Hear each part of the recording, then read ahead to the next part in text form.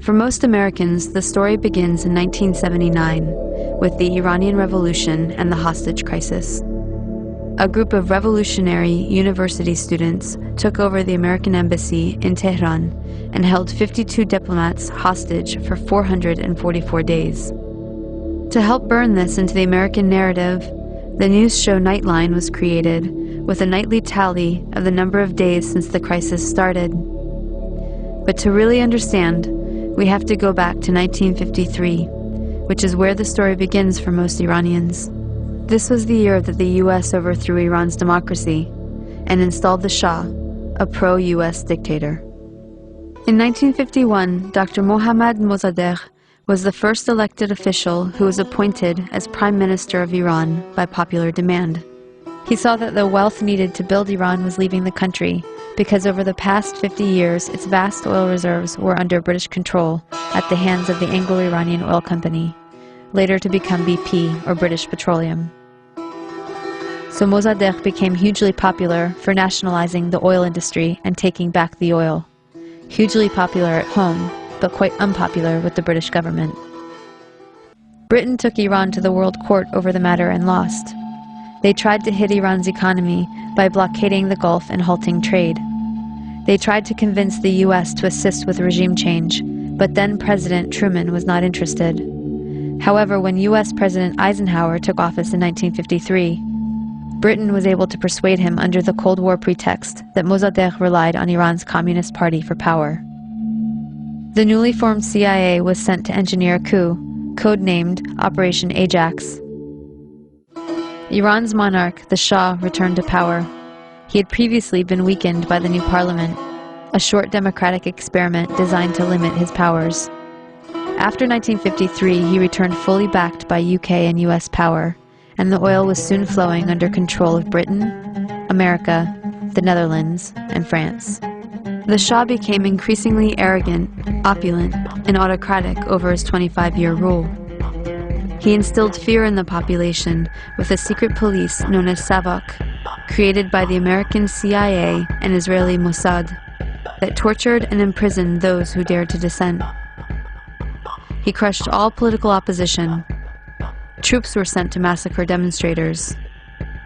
He pushed a white revolution to modernize and westernize the country, giving women the right to vote and other reforms. But ultimately, he served the elites and created a huge economic gap for the poor masses. Powerful religious leaders saw that he was forcibly trying to rid Iran of Islam in a country that was 90% Muslim. One of the Shah's leading critics, Ayatollah Ruhollah Khomeini, was arrested and imprisoned for 18 months. After his release in 1964, Khomeini was sent into exile for 14 years. From abroad, he continued his anti-US, anti-Shah campaign through sermons on cassette tapes that made their way back into Iran and circulated as people copied and shared them. By the end of the 1970s, things had gotten so bad that major protests and the violence that followed were becoming a regular occurrence. The Shah declared martial law and banned demonstrations. This resulted in a huge protest and a general strike that shut down the economy. Soon over 2 million people flooded a public square in Tehran, demanding to remove the Shah and for Khomeini to return, and that is exactly what happened. One important thing to note is that the CIA orchestrated the 1953 coup out of the very same American embassy in Tehran that was later the site of the hostage crisis, right after the Shah was overthrown by popular revolution in 1979. The students were convinced that once again, the US had plans to overthrow their revolution. In fact, US President Carter did send a NATO general to instigate a military coup, but it failed. Iran and the US had an extradition treaty in force that obligated the Carter administration to return the Shah to Iran as an indicted criminal. The students had 4 demands: return the Shah to Iran for trial. He had been accepted into America for medical treatment.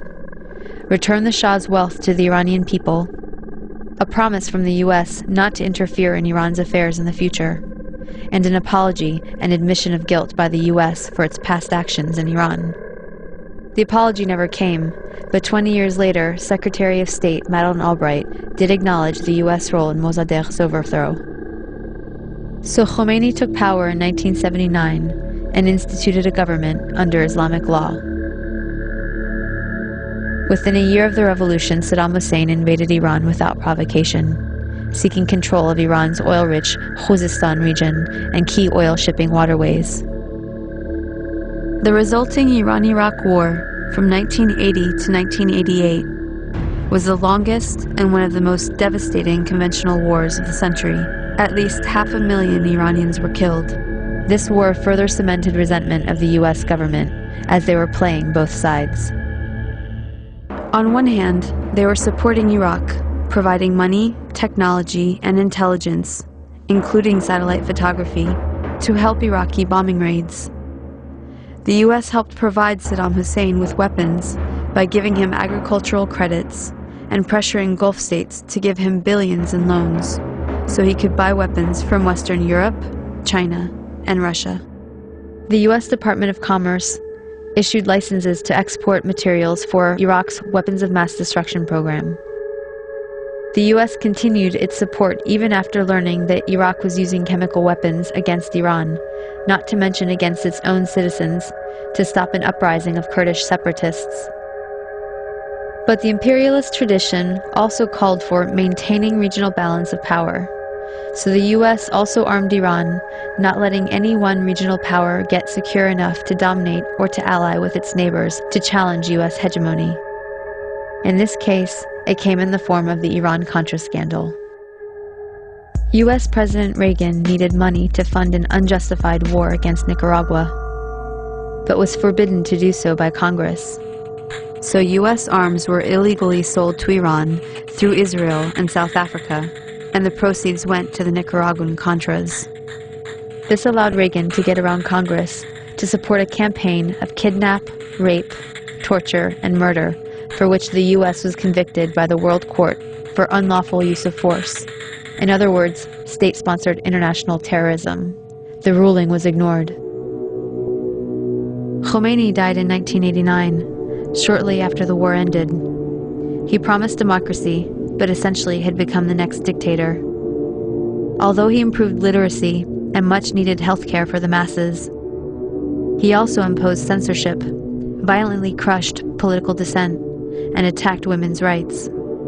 Instead of the Savak, the people now had the Revolutionary Guard to fear. Since then, Iran has been an oppressive theocracy.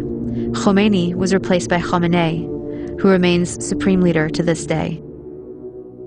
As a test of fairness, we might imagine that Iran invaded and occupied Canada and Mexico, and had aircraft carriers sitting in the Caribbean. Imagine then if Iran had the power to label the U.S. the axis of evil and cut us off from the rest of the world, and then threatened to attack us if we didn't stop generating nuclear power. What if Iran had overthrown the U.S. government 50 years ago and installed a dictator friendly to Iranian interests, who kept it in power for 25 years?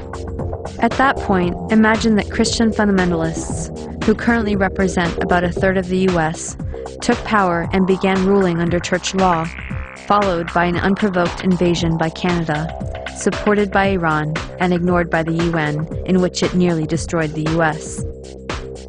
Would it be possible to imagine Iran as liberators?